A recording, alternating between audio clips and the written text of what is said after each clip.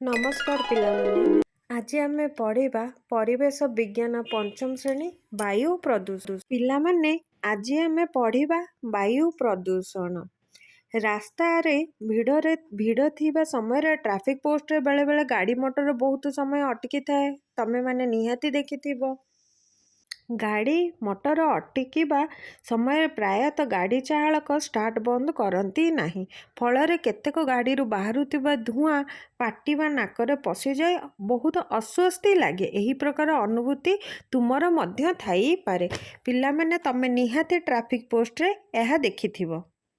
ବାୟୁର ଦୁଇଟି ପ୍ରଧାନ ଉପାଦାନ ଅମ୍ଳଜାନ ଓ ଯବକ୍ଷାରଜାନ ବ୍ୟତୀତ ଅନ୍ୟ ଉପାଦାନ ଗୁଡ଼ିକ ହେଉଛି ଯଥା ଅଙ୍ଗାରକାମ୍ଳ, କାର୍ବନ ମନୋକ୍ସାଇଡ୍, ସଲଫର ଡାଇଅକ୍ସାଇଡ୍, ଯବକ୍ଷାରଜାନ ଅକ୍ସାଇଡ୍, ଧୂଳିକଣା, ଜୀବାଣୁ ଓ ଅନ୍ୟାନ୍ୟ ଭାସମାନ ପଦାର୍ଥ ମଧ୍ୟରୁ ଯେକୌଣସିଟିର ପରିମାଣ ବଢ଼ିଲେ ତାହା ଆମ ସ୍ୱାସ୍ଥ୍ୟର କ୍ଷତି କରାଇଥାଏ।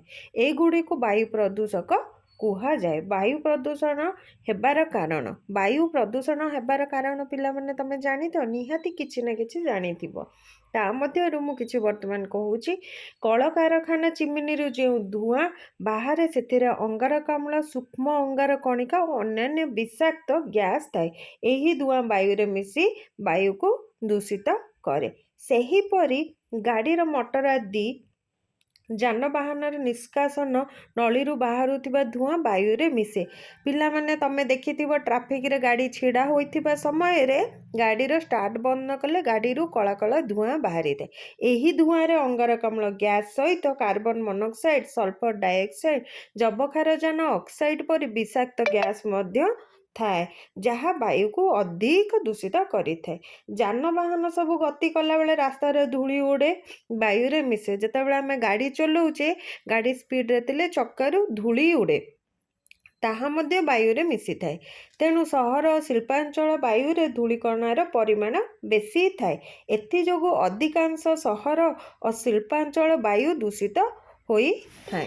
ସିମେଣ୍ଟ କାରଖାନାରୁ ବାହାରୁଥିବା ସିମେଣ୍ଟ ଗୁଣ୍ଡ, ଆଜବେଷ୍ଟର କାରଖାନାରୁ ବାହାରୁଥିବା ଗୁଣ୍ଡ, ଲୁଗା କଳରୁ ଉଡ଼ୁଥିବା ସୂତା,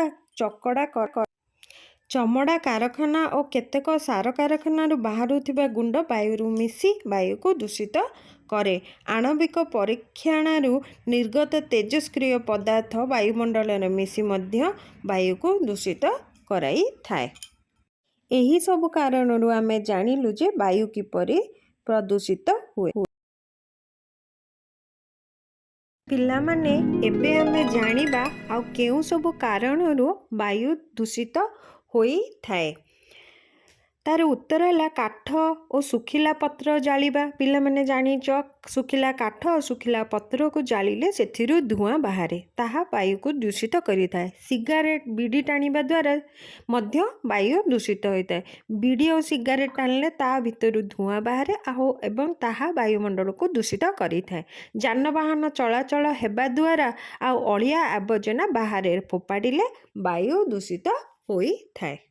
ପିଲାମାନେ ତୁମେମାନେ ଏହା ମଧ୍ୟ ଜାଣିବା ଦରକାର ରେଫ୍ରିଜରେଟର ଓ ଶୀତତାପ ନିୟନ୍ତ୍ରଣ ଯନ୍ତ୍ରରୁ ବାହାରୁଥିବା କ୍ଲୋରୋଫ୍ଲୋରୋକାର୍ବନ ଗ୍ୟାସ୍ ମଧ୍ୟ ବାୟୁକୁ ଦୂଷିତ କରେ।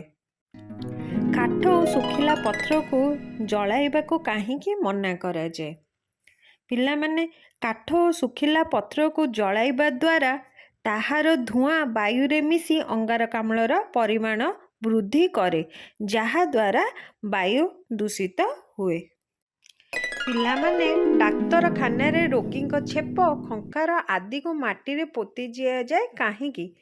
ରୋଗୀଙ୍କ ଛେପ, ଖଙ୍କାର ଆଦିକୁ ବାହାରେ ପକାଇଲେ ସେଥିରେ ଥିବା ରୋଗ ଜୀବାଣୁ, ଦୁର୍ଗନ୍ଧ, ବିଷାକ୍ତ ଗ୍ୟାସ୍ ବାୟୁରେ ମିଶି ବାୟୁକୁ ଦୂଷିତ କରେ। ପିଲାମାନେ ସର୍ବସାଧାରଣ ସ୍ଥାନରେ ସିଗାରେଟ୍, ବିଡ଼ି ଆଦି ଟାଣିବାକୁ ମନା କରାଯାଇଛି କାହିଁକି? ସର୍ବସାଧାରଣ ସ୍ଥାନରେ ସିଗାରେଟ୍, ବିଡ଼ି ଆଦି ଟାଣିବା ଦ୍ୱାରା ସେଥିରୁ ଧୂଆଁ ବାୟୁରେ ମିଶେ ଓ ସେଥିରୁ ବାହାରୁଥିବା ବାୟୁକୁ ପ୍ରଶ୍ୱାସରେ ଗ୍ରହଣ କରି ଲୋକେ ବିଭିନ୍ନ ରୋଗରେ ପୀଡ଼ିତ ହୁଅନ୍ତି। ପିଲାମାନେ ତମେ ଜାଣିଛ କି ପ୍ରତିବର୍ଷ ଜୁନ୍ ମାସ 5 ତାରିଖରେ ଆମେ ବିଶ୍ୱ ପରିବେଶ ଦିବସ ପାଳନ କରୁଛୁ।